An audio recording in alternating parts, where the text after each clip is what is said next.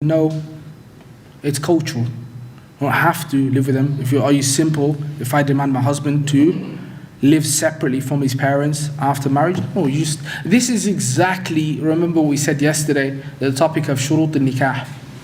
Why do we not limit ourselves to shurut which come in the Quran and the Sunnah? Why is it for the individual? Why is it allowed for the women to stipulate conditions?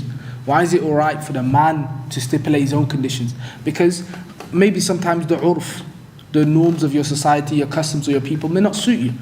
And so this is your way of saying, I'm happy with this, I'm not. And the Sharia allows for that. And I quoted to you yesterday how Sheikh al-Islam Taymiyyah explained that the topic of shurut al-nikah, he said that in essence, these issues of nafaqa, mabid, the financial needs of the woman, where she's going to leave, all these things go back to the customs of her society. And so if you're not happy with these customs, this is your time.